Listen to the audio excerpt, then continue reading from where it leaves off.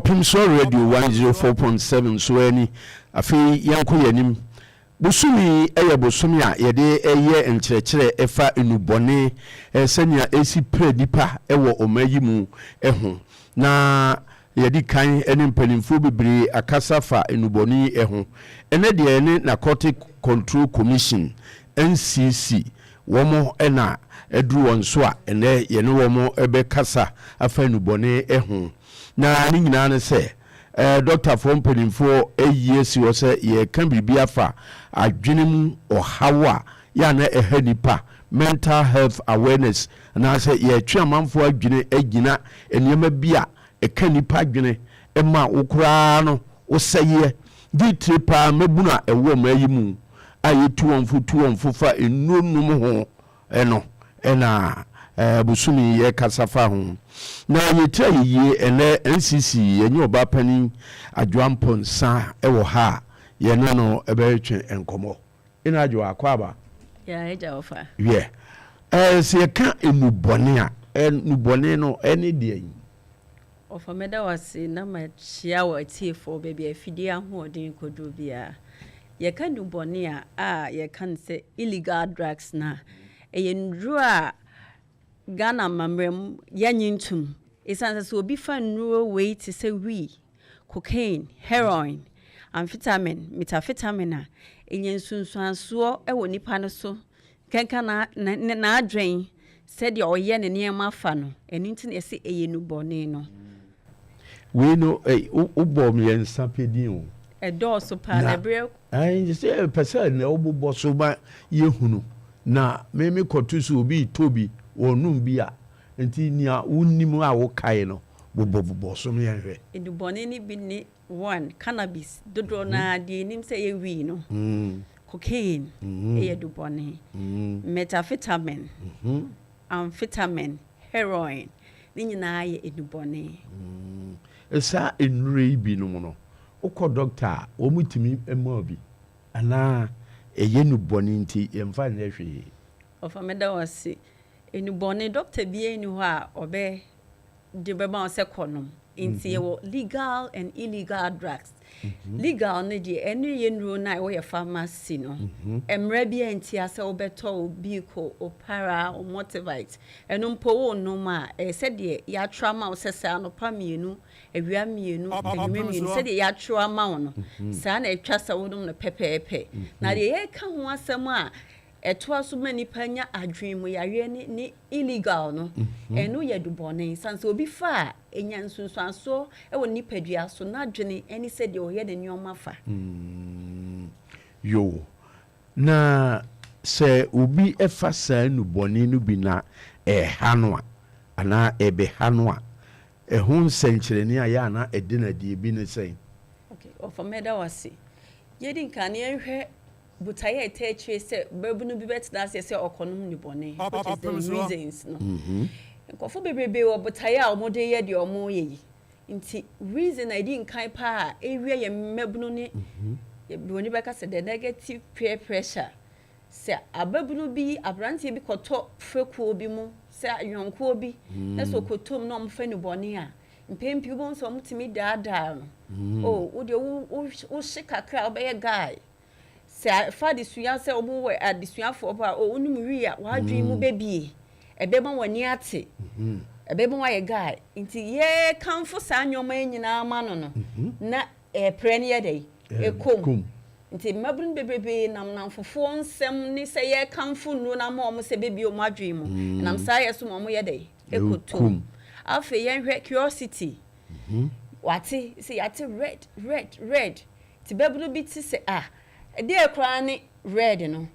nti se de panyufo ka se wo fifi na se a eni ase a obehu bi sa nti ade bebrebe a yete no wo yasom no e wo ye nei ye ntintan fidie so no kofo bebrebe na no so nso di twi dai ekopo bi hwe se de red ni mpo dai eti curiosity ade a ewie ye membro no mi pipa okosahwe wati din no nti okosahwe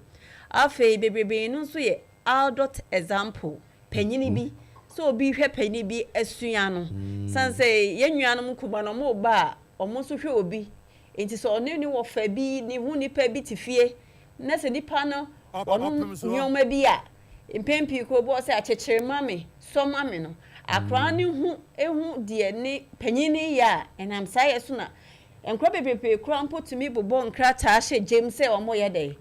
omo twe because ohu so obi ye nti oye dey ono so kwa akoso ahwe nti reasons ne de na fa se abatan ye se ese maame sori akwa adwuma papa sori akwa nti no yenya mre bebebe enhwe nkra nti akwa bi won so ofi school ba na se wantimi antena demu a otimi pie na se baby abro no oteso no sai no bone no wodi agro ekọ hɔ a otimi enam sai so mane tumi ye dey ekeke bi nti reasons ne dey offer edo so pa nkofo de enunum sanjo we yo de wase na wohwe a emabunu no de na ma wo mo ani agye ho kɔ saa de no bi kura wo no ahunu se asomasi oyeye no kura no sei no asɛ no enso etimi twetwe afoforo de na twetwe afoforo no kɔ wo saa anta na ye hwɛ de etwetwe no eno ye part of reasons nti ye behwɛ science kakra ya tiefo a omo tie enso ebia na obaatan bia na papa bi tie ya obehu se bebrebe na ye hu se ye ma enum no bɔne ne na edu akiri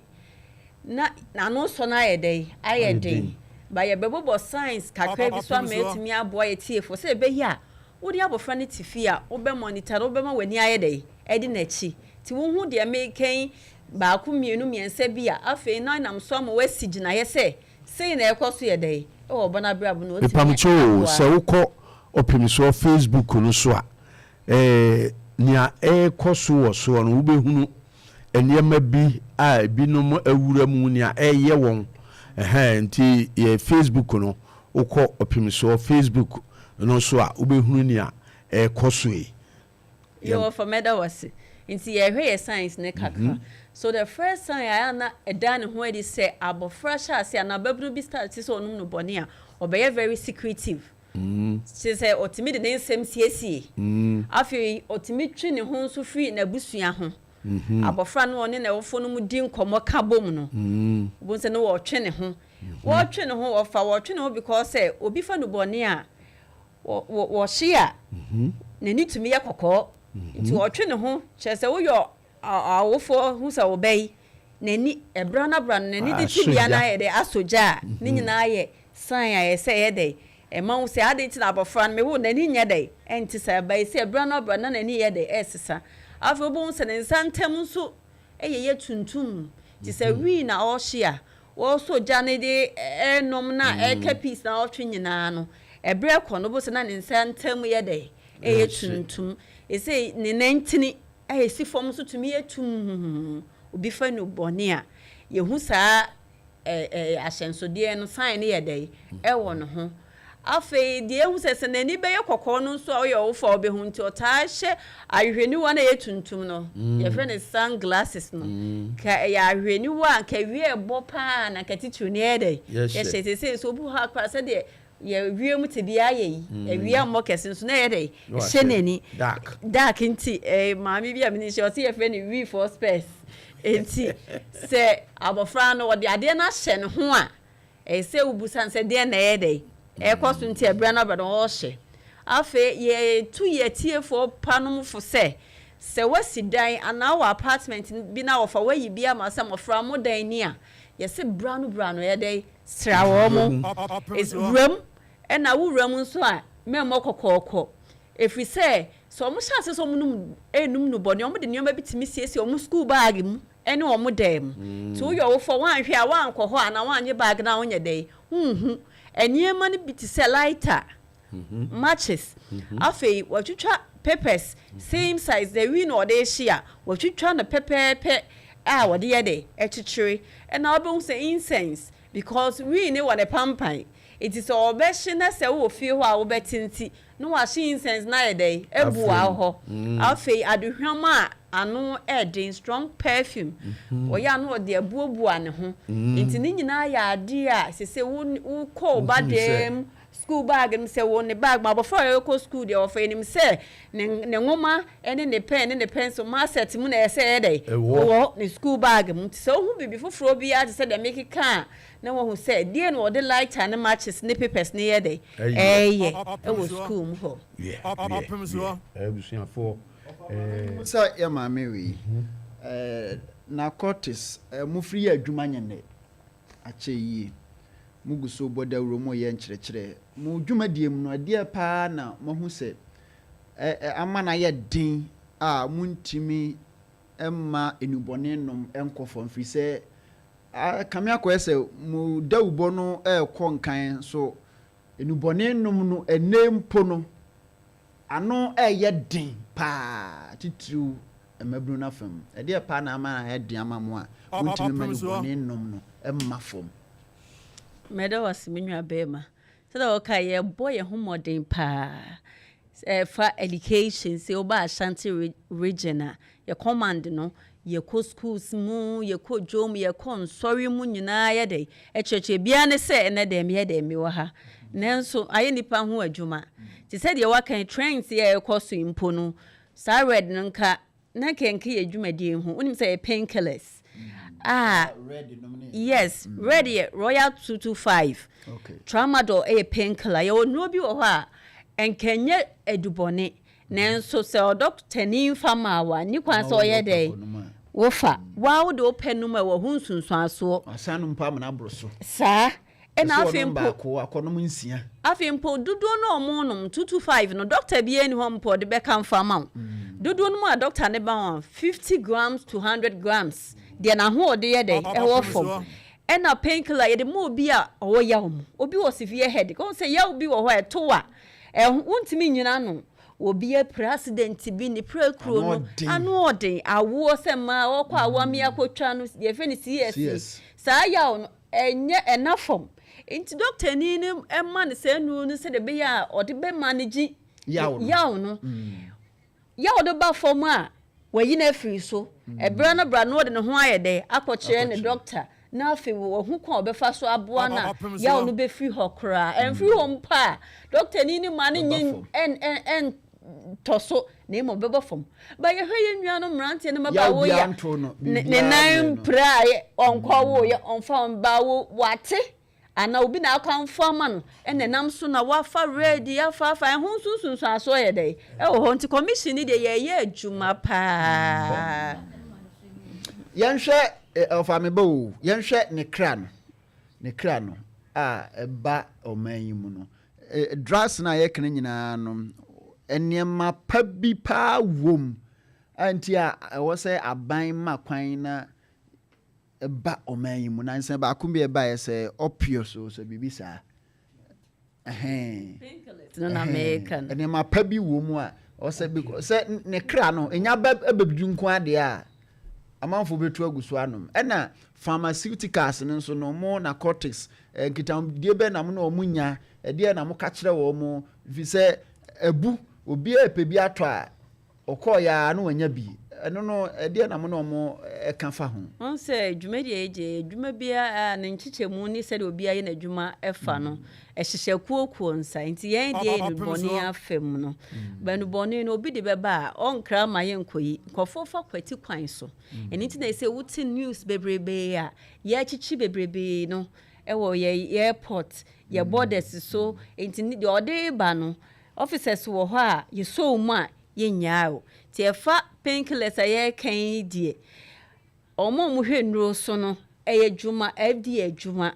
ena esenka ye nyina ye ka bom ye adwuma nti ye guso ene omo di nsa wo so se de nyina ne ye mu na ye de ye pe no nti mode omanfo akogina asendibia ewo nubone e bia cocaine na se bia wi